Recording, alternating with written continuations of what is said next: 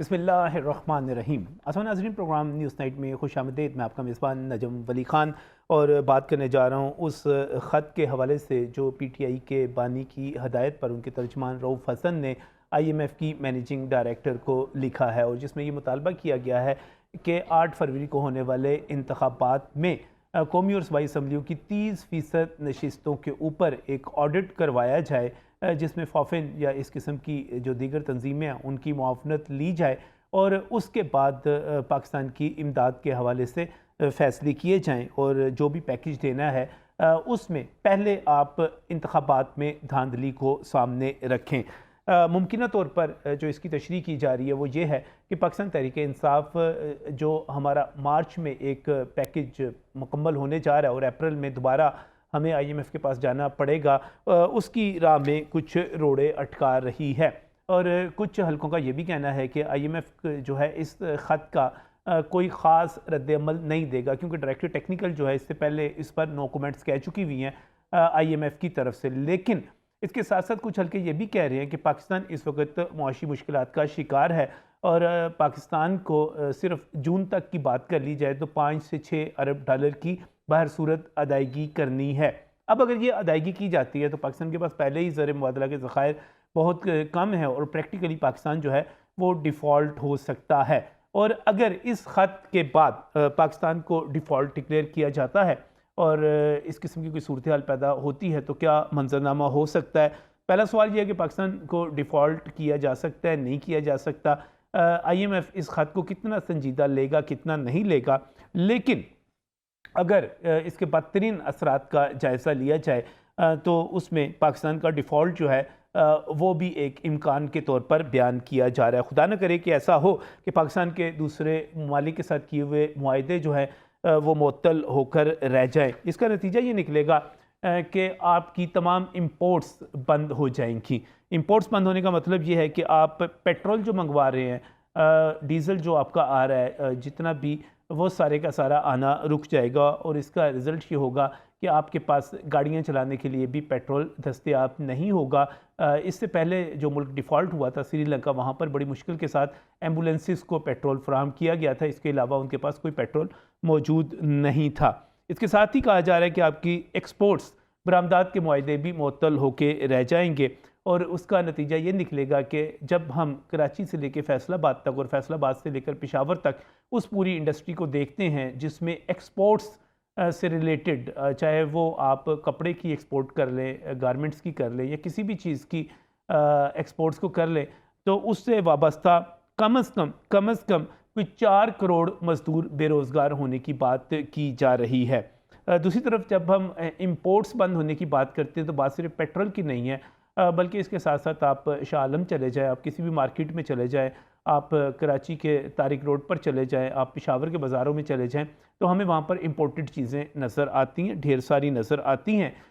वो कारोबार बंद होंगे, गाड़ियों से लेकर बर्तनों तक, तो करोड़ों वहाँ पर भी बेरोज़गार हो जाएंगे। इसके साथ ही जब आप पेट्रोल इंपोर्ट नहीं कर रहे होंगे तो उसका नतीजा ये निकलेगा कि बिजली की पैदावार आपकी, अगर आप अपने रिसोर्सेज पर जाएंगे तो शायद ये 2 घंटे तक आपको बिजली 2 घंटे के लिए फ़राहम की जा सके।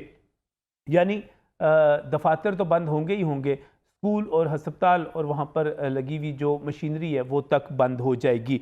मेडिसिन का खाम माल जो है वो शॉर्ट हो जाएगा। आपके शुगर के पेशेंट, हेपेटाइटिस के पेशेंट, आपके दिल के पेशेंट, ब्लड प्रेशर के पेशेंट, उन तमाम की अद्वियात जो है नायाब हो जाएंगी, घर घर अमवात होंगी। और सिर्फ इसी तरह अमवात नहीं होंगी, बल्कि जिन 4-4 करोड़ लोगों की मैं बात कर रहा हूँ वो बेरोज़गार हो गए हैं, वो आपके पोश एरियाज़ पर हमले करेंगे। जब वो वहाँ पर हमले करेंगे तो पोश एरियाज़ में कत्ल गारत और खुदा न खास्ता ये तमाम मंजरनामा बन सकता है। ये ख़त कितना अहम है, कितना नहीं है, क्या रिस्पॉन्स आएगा, बदतरीन इसके असरात क्या हो सकते हैं, इस पर बात करेंगे प्रोग्राम के आज हिस्से में, पहले हिस्से में। और यहाँ पर मेरे साथ अशरफ मेहताब साहब मौजूद हैं, सीनियर तजियाकार हैं, सहाफ़ी हैं, इकनॉमिक रिपोर्टिंग के हवाले से बड़ा नाम है। बाकी दोस्तों की तरफ भी जाएंगे, लेकिन प्रोग्राम के आगाज़ में ये मुझे अशरफ मेहताब साहब क्या सूरत हाल बनती नज़र आ रही है? बिस्मिल्लाहिर्रहमानिर्रहीम, बहुत मेहरबानी।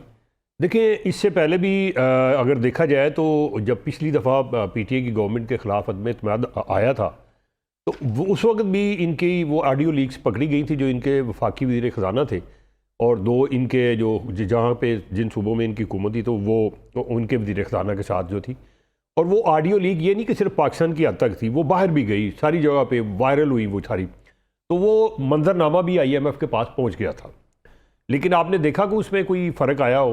हाँ, जो कंडीशन उन्होंने बताई थी उस तरीके से उन्होंने वो फुलफ़िल करते रहे, उनकी वो जो शराइत थी, तो आपको वो कर्जा मिल गया। 2 किस्तें उसकी मिल चुकी हैं और तीसरी किस्त आपको मिलने वाली है।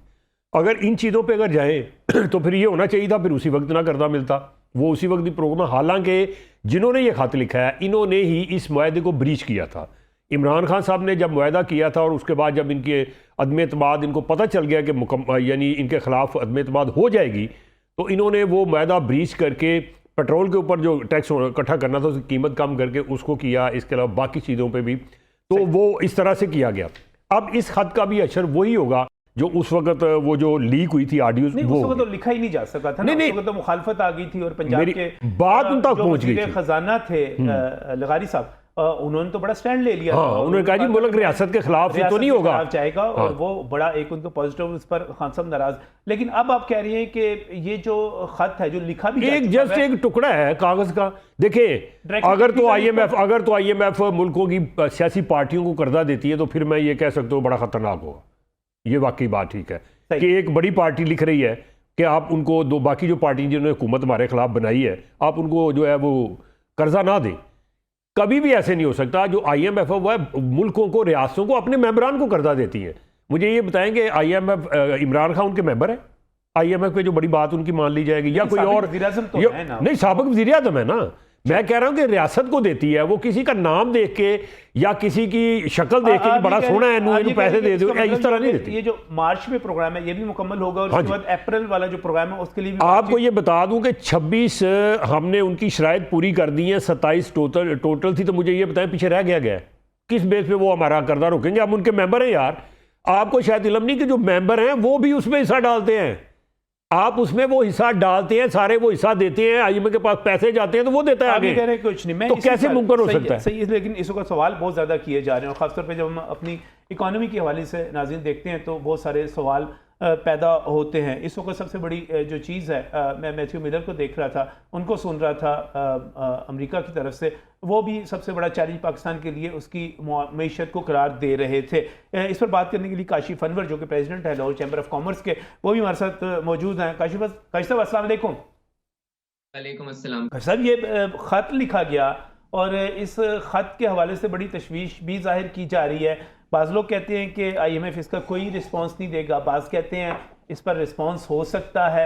आप किस तरह देखते हैं इसको? देखिए, रिस्पॉन्स होगा या रिस्पॉन्स नहीं होगा, मेरा सवाल ये है कि अगर हम IMF के पास नहीं जाएंगे तो फिर हमने क्या सोचा है? क्या हमारे पास कोई इसके अगेंस्ट ऑल्टरनेट है? क्या जो पाकिस्तानी बायर हैं वो पैसे जो $24 बिलियन हमने इस साल में देना है, क्या वो $24 बिलियन दे देंगे जिसकी वजह से हमारी जो इकोनॉमी है, जो हमारी मईशत है वो चलेगी और हम बैंकरप्सी की तरफ नहीं जाएंगे? हम जो 3 बिलियन का हमने स्टैंड बाय एग्रीमेंट किया, फिर हमें उस वक्त नहीं करना चाहिए था। बात तो ये है, आप हमेशा दूसरा तब देखते हैं ऑप्शन जब आपकी जेब में पैसे होते हैं। आप अभी इस वक्त भी हम ये कह रहे हैं कि एक स्टैंड बाय एग्रीमेंट $3 बिलियन का खत्म नहीं हुआ और अभी सब ये कह रहे हैं कि अगला $6 बिलियन का हमें एक और एग्रीमेंट IMF के साथ करना पड़ेगा। और आप अब सिर्फ ये देख लें कि जो पिछला $3 बिलियन का हमने एग्रीमेंट किया उससे अवाम को क्या क्या खमियाजा भुगतना पड़ा और हमने किस किस चीज की कीमत बढ़ा दी अगर हम नहीं जाएंगे। और मैं यहाँ पर एक बात ये भी करता चलूं, देखिए मैं पिछली गवर्नमेंट के मैं खिलाफ बात नहीं कर रहा, लेकिन IMF ने स्ट्रिक्ट रिस्ट्रिक्शंस हमारे ऊपर इसलिए लगाई क्योंकि जब IMF ने ये कहा कि आप अपनी पेट्रोल की कीमतें एक जगह पे स्टेगनेंट नहीं रखेंगे और प्राइसेस को बढ़ाएंगे, लेवी रखेंगे, और हमने आके 3 से 4 महीने का ऐलान कर दिया कि हम प्राइसेस को कम नहीं करेंगे, तो that was the breach of the agreement और हमें उसकी वजह से भी बहुत सी मुश्किलात का सामना करना पड़ा। तो मैं तो जी समझता हूं कि हमारे पास इस वक्त कोई और ऑप्शन नहीं है। हमें तो IMF से मिन्नत तरला ये करना चाहिए कि हाथ अपना हल्का रखें। हमारी इकोनॉमी इस वक्त उस तरह से डॉक्यूमेंटेड नहीं हो सकती, हम इस वक्त इतने मुश्किल हालात में हैं कि हम हर चीज की कीमत नहीं बढ़ा सकते, तो आप हमारे ऊपर हाथ हल्का रखें। और अगर ये कहना कि जी आप पैसे ना दें, तो फिर मेरा सवाल ये है एज अ प्रेसिडेंट और as a business community member कि हमारे पास इसके अलावा दूसरा ऑप्शन क्या है। काजी साहब, एक और सवाल जो बड़ा अहम सवाल अवाम करते हैं, वो कहते हैं कि हमने इन कर्जों से क्या लेना है, ये सियासतदान और ये हुक्मरान कर्जे लूट कर चले जाएं, ये बाहर जायदादें बना लें और कर्जे लेते जाएं, इससे अच्छा ना लें। देखें, बात ये नहीं है कि हम अगले कर्जे ले रहे हैं, हम तो पिछले कर्जों का रोना रो रहे हैं। और हम आपके प्रोग्राम्स पे मैंने भी ये सवाल कई दफा उठाया कि जो पिछले कर्जे लिए गए वो कर्जे कहाँ लगे, क्या उससे कोई डैम बना, क्या उससे वाटर रिजर्वॉयर्स बने, क्या उससे हमने कोई ऐसी इंडस्ट्रियल एस्टेट बनाई, क्या हमने उससे कोई फैक्ट्रियां लगा ली, हमने क्या किया उन पैसों से। अगर वो पैसा किसी ऐसी जगह पे नहीं लगा, देखिए लोन लेना हर कारोबारी पैसा लेता है, लेकिन कारोबारी फिजिबिलिटी बनाता है और वो ये कहता है कि अगर आज मैं ये बैंक से लोन ले रहा हूं तो कल अगर मैं प्रोडक्शन करूंगा तो कल को इतने सालों में मैं ये पूरे कर लूंगा। तो अगर हमने आईएमएफ से लोन सिर्फ इसलिए लेना है कि हमने लोन्स को रोल ओवर करवाना है और हमने पिछले कर्जों को अदा करना है। और आईएमएफ देखिए, अब तो आप चाइना से भी जाएं, चाइना के पास भी जाएं जो कि आपका सबसे बेहतरीन दोस्त है, वो आपको ये कहता है कि आप आईएमएफ की क्लियरेंस की चिट लाएं और उसके बाद में फिर आपको पैसे दूंगा।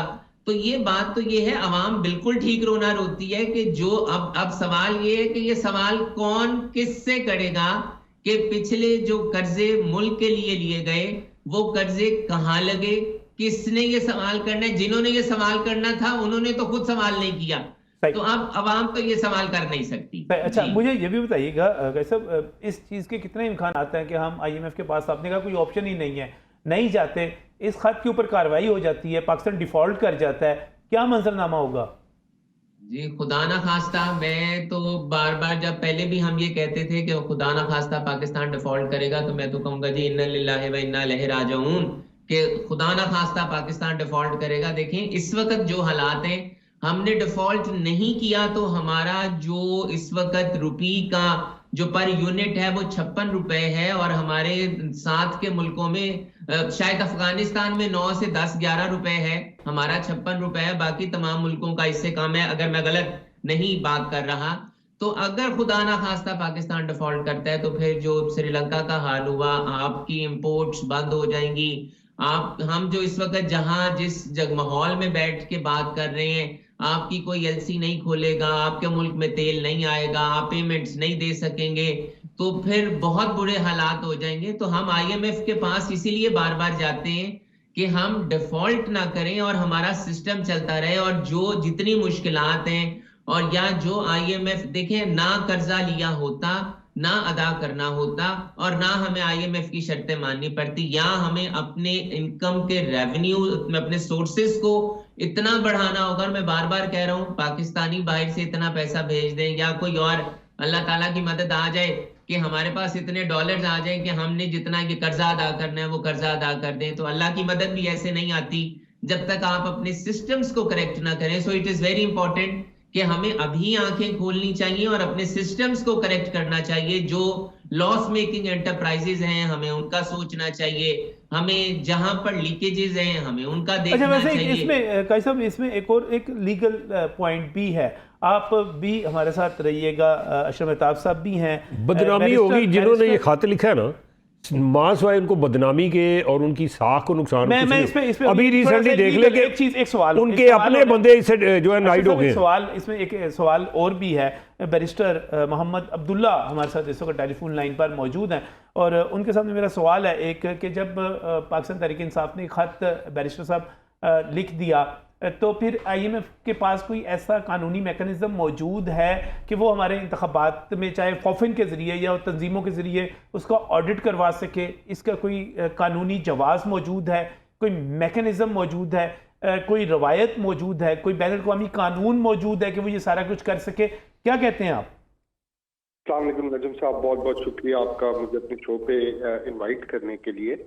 बेसिकली इस लेटर की जिसकी बात हो रही है, ये उधर से ही क्योंकि डिबेट शुरू हुई है, मैं थोड़ी सी वजाहत करना चाहूँगा।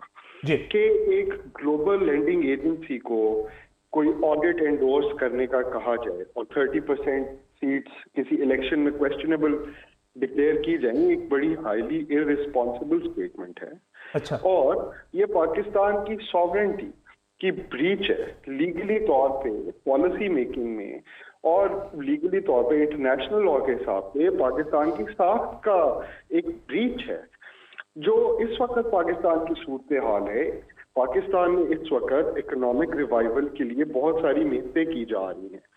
जहां तक के ताल्लुक है इलेक्शन फ्री एंड फेयर हुए हैं कि नहीं हुए हैं, ये फैसन जैसे और बहुत सारे इस तरह के सिविल सोसाइटी ऑर्गेनाइजेशन हैं जो कि सर्विस कंडक्ट करते हैं और अंदाजा लगाते हैं, ऑडिट करते हैं कि जी इलेक्शन ठीक हुए हैं कि नहीं हुए हैं। इस वक्त पाकिस्तान को, जो कि $350 बिलियन की इकोनॉमी है, उसको एक इंतहाई जरूरी लॉन्ग टर्म प्लान की जरूरत है IMF से। और IMF वो हमेशा नहीं, IMF में कानूनी पोजीशन जानना चाह रहा हूँ कि क्या कोई इंटरफेयर IMF जो है इस खत के जवाब में कोई ऐसा मैकेनिज्म, कोई कानून, इंटरनेशनल लॉ या कोई चीज मौजूद है जिस पर वो कर सके?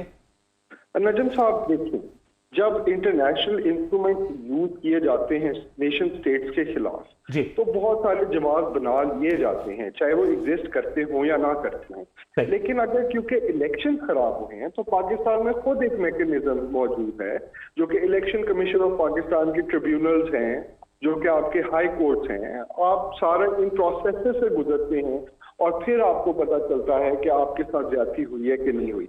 मेरे ख्याल से एक इंटरनेशनल मॉनेटरी फंड को ये लेटर लिख देना एक वाइड डिस्ट्रस्ट जरूर शो करता है कि पाकिस्तान के सिस्टम्स पे, लेकिन एट द सेम टाइम ये पाकिस्तान की सॉवरेनिटी को कॉम्प्रोमाइज करने वाली बात भी है। मैं आपको एक बस बात बताता चलूंगा और आपको मेरे ख्याल से उसी जवाब में आपको आपके सवाल का जवाब मिल जाएगा। IMF की डायरेक्टर कम्युनिकेशन से जब पूछा गया ये इमरान साहब के लेटर का, जो कि काफी कंट्रोवर्शियल हुआ, वो जूली कोजैक है उनका जी, तो उन्होंने फ्राइडे को रिफ्यूज कर दिया इस चीज पे कमेंट करने पे, और उन्होंने कहा कि हम लोग इस ऑनगोइंग पॉलिटिकल डेवलपमेंट पे इस तरह से आपको कुछ नहीं बता सकते। दूसरी चीज उन्होंने ये कही कि हम जो भी नई गवर्नमेंट आएगी उनके साथ हम पॉलिसीज बनाएंगे और पाकिस्तान के इस तरह काम के लिए काम करने के लिए तैयार है। इससे आपको ये चीज वाज़ेह हो जाती है कि IMF किसी भी इस तरह के ऑडिट में इंटरेस्टेड ही नहीं है।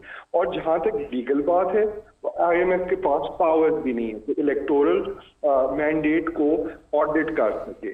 अच्छा, इसमें ठीक है, मैंडेट भी नहीं है और वो लीगल फ्रेमवर्क भी नहीं है, इंस्ट्रूमेंट्स बना लिए जाते हैं। अब आपने 2-3 दफ़ा एक जिक्र किया पाकिस्तान की सॉवरेनिटी जो है उसको इसमें कॉम्प्रोमाइज़ किया जा रहा है, उसके ऊपर क्वेश्चन आ रहा है।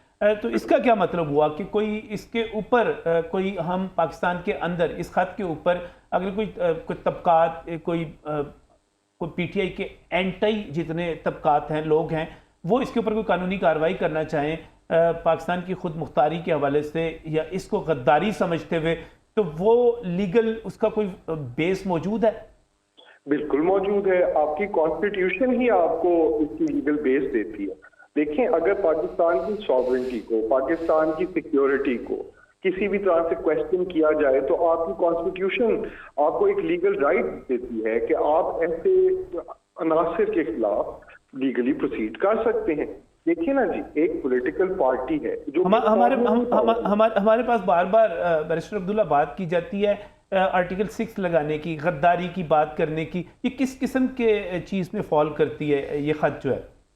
In a way, yes, it can fall under that. But since he's not a public office holder anymore, it will be a difficult case to make out. हाँ, widely अगर कंस्ट्रू किया जाए और अगर कोर्ट इसको honestly consider करें, एक इमरान खान जैसे स्टेचर के आदमी के लिए this is a highly unstatesmanlike behaviour जो कि इन्होंने एग्जिबिट किया है। आप पाकिस्तान के वज़ीर आज़म रह चुके हुए हैं, आप बजाय के पाकिस्तान की बेहतरी के लिए काम करें, आप सेल्फिश इंटरेस्ट के लिए मुल्क के खिलाफ लिख रहे हैं। और उनको पता है कि मुल्क को कितनी जरूरत है इन चंद फंड की, जो कि मुल्क बड़ी मुश्किल से पॉलिसी डिक्टेट करवा के लेता। बहुत बहुत शुक्रिया बैरिस्टर। अगर कह रहे हैं कि ये जो है ना, ये सारी की सारी सिचुएशन जो है इसको पाकिस्तान की सॉवरेनिटी के खिलाफ और गद्दारी के उसमें पैरा बिल्कुल पैरामीटर में डाला जा सकता है? डाला नहीं जा सकता, डाला जाएगा। ये आप लिख ले, आज का टाइम, अच्छा, तो मैंने डेट, दोबारा साहब की तरफ ये लिख ले आप,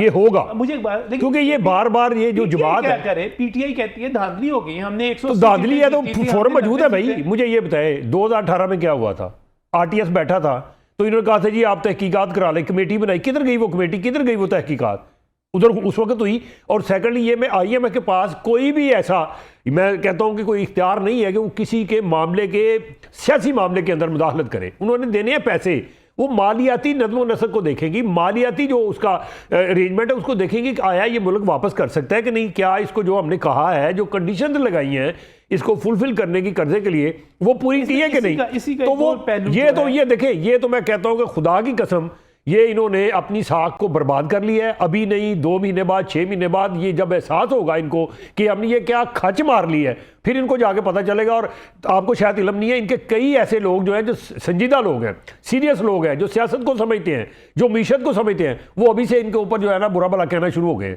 आप उनको देखें, सोशल मीडिया देखें, आ रही थी मुखालफत, आ रही थी सोशल मीडिया में जाके देखें क्या हो रहा है। काशिफ साहब ये बताइए, और यही खत अगर इमरान खान साहब वज़ीर आज़म होते, किसी और ने लिखा होता, तो अब तक क्या होना था, आपको पता क्या करना था इन्होंने फिर। सही। काशिफ साहब, इसका एक और पहलू भी है। पाकिस्तान तहरीक इंसाफ की तरफ से दलील दी जाती है, चूंकि आप चैम्बर ऑफ कॉमर्स के प्रेसिडेंट हैं, इकॉनमी की बेहतरी चाहते हैं, वो कहते हैं कि अगर इंतखाबात में शफाफियत होगी, एक हकीकी नुमाइंदा हुकूमत बनेगी, उसके नतीजे में इकॉनमी आगे चलेगी। लिहाजा ये ज़रूरी था कि इंतखाबात के हवाले से ये चीज़ की जाती और की जाए, ताकि शफाफियत हो, एक सही नुमाइंदा हुकूमत आए, इकॉनमी को वो आगे बढ़ाए। नजम अली साहब, बात यह है कि इलेक्शंस हो गए, शफाफियत आ गई, डेमोक्रेटिक गवर्नमेंट आ गई। अब बात यह है कि हम अगर इस तरह की हरकत करेंगे तो मैं तो ये समझता हूं कि ये तो पाकिस्तान के 25 करोड़ अवाम के साथ ज्यादती है कि हम ये लिख रहे हैं कि हमें अगला कर्जा ना दिया जाए और हमें अगले प्लान में ना लाया जाए। इसका मैं आपको इसका सेकंड इफेक्ट सिर्फ ये बताना चाहता हूं कि इस वक्त जो आपकी डिवेल्युएशन है $1 280 रुपए के करीब है, यानी कि आप ये चाहते हैं कि ये इससे भी कमजोर हो जाए। इंटरेस्ट 500% पे खड़ा है तो आप ये चाहते हैं कि ये इससे भी ऊपर चला जाए। इन्फ्लेशन आपकी 30-35% पे, आप चाहते हैं कि ये इससे भी ऊपर चली जाए। आपके पेट्रोल और आपकी जो डॉलर का रेट है वो एक हो गया, आप चाहते हैं कि इस वक्त जो पेट्रोल आवाम को मिल रहा है और जो गैस मिल रही है और जो बिजली की कीमत हो गई है वो इससे भी बढ़ जाए। तो हम इस वक्त क्या करना चाह रहे हैं कि हम इस वक्त पाकिस्तानी अवाम के साथ अच्छाई, बल्कि इस वक्त तो हमें ये कहना चाहिए कि जैसी भी गवर्नमेंट आई है, ठीक है, गवर्नमेंट आ गई है, पाकिस्तान इस वक्त बहुत मुश्किल हालात में है, मुश्किल वक्त में है। हमारा थर्ड स्टैंड बाय एग्रीमेंट की थर्ड ट्रेंच मिलनी है, वो मिल जाए। आईएमएफ अगला प्रोग्राम फौरन शुरू कर दे, उसमें डिले ना करे। हमें लेटर तो ये लिखना चाहिए था, हम लेटर ये लिख रहे हैं कि भाई आप चूंकि इलेक्शन ठीक नहीं हुए तो आप अगला प्रोग्राम में ना जाइएगा। तो मुझे कुछ समझ नहीं आती। देखें, इससे अगर वो कुछ करता है या वो कुछ आईएमएफ मानता है या आईएमएफ नहीं मानता, हमें ये चाहिए कि हम इस वक्त मुल्क की इकोनॉमी का ध्यान रखें, मुल्क के हालात का, पाकिस्तान की आवाम का ध्यान रखें। इस तरह की बातें करना कुछ सही बड़ी गैर मुनासिब सी बात है। ये पाकिस्तान और पाकिस्तानियों के लिए मसाइल पैदा करता है। ये ऐसा सही। मुझे सिर्फ एक चीज छोटी सी मैं आपकी तरफ आता हूँ। मुझे सिर्फ एक चीज़ बताइएगा काजी साहब के इस वक्त जो बात की जा रही है कि शहबाज शरीफ और इसाक डार का जो पहले जोड़ी रही, उन्होंने मसाइल पैदा किए, इसाक डार साहब ने पहले पैदा किए, फिर बाद में किए, अब दोबारा वही आ जाएंगे, तो किस तरह बेहतर करेंगे? देखें, बिल्कुल मैं यहाँ पर इस बात को एंडोर्स करना चाहूंगा, पब्लिकली एंडोर्स करना चाहूंगा कि जब लास्ट टाइम इसाक डार साहब हमारे फाइनेंस मिनिस्टर थे, हमने जितनी तजावीज़ दी उसमें से बहुत सी मानी गई, जिसमें से एक तजवीज़ ये थी कि एसएमई की लिमिट को 25 करोड़ से बढ़ाकर 80 करोड़ तक ले जाया जाए और उनके लिए भी टैक्स के सिस्टम्स को आसान किया जाए और वो कम टैक्स देकर अपनी टर्नओवर्स को बढ़ा सकें। दूसरा, 111(4) सेक्शन के तहत जो 50 लाख रुपए तक आप बाहर से पैसे मंगवा सकते थे, उसकी लिमिट को $1 लाख तक कर दिया गया, यानी कि 3 करोड़ रुपए तक, ताकि आपके पास रिजर्व ज्यादा से ज्यादा आए। आईटी सेक्टर और भी सेक्टर्स को बीच में एसएमई में ऐड किया गया। मेरा सवाल था आप डिटेल्स में, मैं उधर ही आ रहा हूँ। आर यू सेटिस्फाइड कि वो कंट्रोल कर लेंगे? देखें, उन्होंने हमसे राब्ता रखा, स्टेक होल्डर्स के साथ ऑन बोर्ड रहे, उन्होंने वो पॉलिसीज लाने की कोशिश की जो हमने उन्हें दी। तो मैं तो ये समझता हूं, देखिए आईएमएफ की बात हमने पिछली गवर्नमेंट्स के लोन्स की वजह से हमने आईएमएफ ने अपनी कड़ी शराइत रखी। तो मैं उम्मीद करता हूं कि आने वाले वक्त में भी ऐसी पॉलिसीज दी जाएं कि ये मुल्क को, ताजरों को, अवाम को, रिटेलर्स को साथ लेके चलें और आसानियां हों। काशी साहब, इस वक्त सिकंदर हमीद लोधी साहब भी हमारे साथ मौजूद हैं, हमारे मईशत हैं, बहुत बेहतर तौर पे मईशत को समझते हैं। इकॉनमी के हवाले से आप ये कह सकते हैं कि उस्ताद समझे जाते हैं सहाफ़ियों के भी। लोधी साहब अस्सलाम वालेकुम। जी वालेकुम सलाम। नजम, क्या हाल है नजम? आप हमारे उस्ताद हैं। आपकी मोहब्बत है सर, आपकी मोहब्बत। इसलिए कि आपने सिटी जर्नलिज्म के आप प्रमोटर हैं, you are the pioneer of the city. आपकी मोहब्बत। लोधी साहब, मुझे सिर्फ आपने बताना है कि आईएमएफ को खत लिखा गया, इसका इम्पैक्ट क्या होगा? कोई इम्पैक्ट होगा, नहीं होगा? देखिए, इन खतों की कोई अहमियत नहीं होती। ये एक पॉलिटिकल स्टंट होता है, जिसको आप पॉलिटिकल स्टंट कहते हैं। इनकी कोई इंपॉर्टेंस भी नहीं होती, ना इसकी कोई लीगल पोजीशन होती है, ना इसको सीरियस लिया जाता है। एक उन्होंने डोर नॉक किया है, जिस तरह ये अपना बताने के लिए कि जी जब हमने आपसे प्रॉमिस किए थे तो आपने हमारे साथ ये किया था, अब आप इसको इसी तरह इम्प्लीमेंट करें। इसकी कोई पॉलिटिकल इम्पैक्ट भी कोई नहीं आना। और जो स्टेट टू स्टेट अफेयर्स होते हैं ना जी, आईएमएफ के साथ हो या वर्ल्ड बैंक के साथ, उसमें अमेरिका बहादुर की पॉलिसी जो है ना वो मैटर करती है। पाकिस्तान में इस वक्त जो अमेरिकन स्टांस है, उसकी रोशनी में आईएमएफ रिस्क ले ही नहीं सकता कि पाकिस्तान को नया लोन ना दे। नया लोन थोड़ा सा बड़े साइज का होगा, $7.9 बिलियन का, क्योंकि इसके अंदर क्लाइमेट फंड का एक पोर्शन ऐड किया जा रहा है। तो इन खतों को मेरे तो जाती राय में ना। अच्छा, आपने एक बड़ा अहम लोधी साहब एक अहम नुक्ते की निशानदेही कर दी बीच में। बहुत सारे लोग ये एक्सपेक्ट कर रहे हैं कि ट्रंप एडमिनिस्ट्रेशन दोबारा आ सकती है और ट्रंप एडमिनिस्ट्रेशन आने के बाद आईएमएफ समेत आलमी इदारों के रवैया पाकिस्तान के साथ बदल सकता है और वो पीटीआई के लिए फेवरेबल हो सकता है। नहीं, देखिए, ये इंटरनेशनल जो एजेंडे होते हैं ना, वो एक छोटे छोटे इश्यूज पे नहीं होते, वो उनके बहुत सारे पहले से चीजें तय होती हैं। पाकिस्तान के साथ उनके अपने इंटरेस्ट हैं, पाकिस्तान की अपनी उनके साथ मजबूरियां हैं। तो वो वहाँ अभी ट्रंप आएगा तो कौन जीता है तेरी जुल्फ पे सर होने तक, अंजुम भाई कोई आप इस मेरा जाती मशवरा ये कि सिर्फ आईएमएफ को ना हम इतना सीरियस लें कि उसके प्रोग्राम के जो पॉजिटिव एरियाज है, जिसमें वो फाइनेंशियल डिसिप्लिन कहता है, टैक्स बेस की एक्सपेंशन कहता है, टैक्स एवेजन को रोकने की बात करता है, इसके ऊपर काम करें। कोई भी हुकूमत आए, वो आपने मैंने तो आप इस खत को बहुत संजीदा, खतरनाक और डिफॉल्ट वाला वो सारा नहीं लेते? नहीं, जितने डिफॉल्ट होना है वो सर्विस रोड पे डिफॉल्ट होता है, मेन रोड पे कभी डिफॉल्ट नहीं होता। सर्विस रोड पे होता है, इसका क्या मतलब है? इसका मतलब हम मिलेंगे तो बताएंगे। अच्छा, ये खत ऐसी है, ये खत ऐसी है जैसे कि खान साहब को अक्सर खवातीन के साथ खुशगपियों की वो आदत पड़ी हुई ना, तो ये समझते आईएमएफ मेरी मशूक है, तो चलो इसको खत लिखते हैं, शायद बात मान ले। तो ये वो वाली बात नहीं है, वो मशूक नहीं आई। आखिर में काशी साहब नहीं, सीरियस नहीं लेते आप भी? किसको जी? नहीं जी, मैं देखिए, नहीं, आई टेक इट सीरियस, मैं इसको सीरियस लेता हूँ, ये मजाक नहीं है। ये देखिए, आप चाहे मैंने तो पहले भी कहा आईएमएफ इस पे असर लेता है या कोई इफेक्ट नहीं लेता, but it is not a joke. ये पाकिस्तान की सलामती का सवाल है, ये सॉवरेनिटी का सवाल है, पाकिस्तान की इज्जत का सवाल है, पाकिस्तानियों की इज्जत का सवाल है। तो हमें अपने मामला, जब आप अपने पेट से चादर उठाते हैं तो आप खुद नंगे होते हैं। हमें इन इश्यूज को विद इन द कंट्री, हमारे पास ऐसे इंस्टीट्यूशंस हैं, हमें वहां पर रिजॉल्व करना चाहिए और पिछले सालों में भी रिजॉल्व हुए हैं। आई टेक इट सीरियस है। बहुत बहुत शुक्रिया, बहुत बहुत शुक्रिया। काशिफ अनवर साहब हमारे साथ मौजूद थे, इस बार सिकंदर हमीद लोधी साहब, बैरिस्टर मोहम्मद अब्दुल्ला भी हमारे साथ थे। मुझे एक ब्रेक की तरफ जाना है, ब्रेक से वापस आते हैं। एक और अहम इशू है, वो एक ऐसा इशू है शायद उस पर कोई भी बात ना कर रहा हो, उसके बड़े पहलू हैं पाकिस्तान के हवाले से, उसकी ज़राअत के हवाले से। ब्रेक के बाद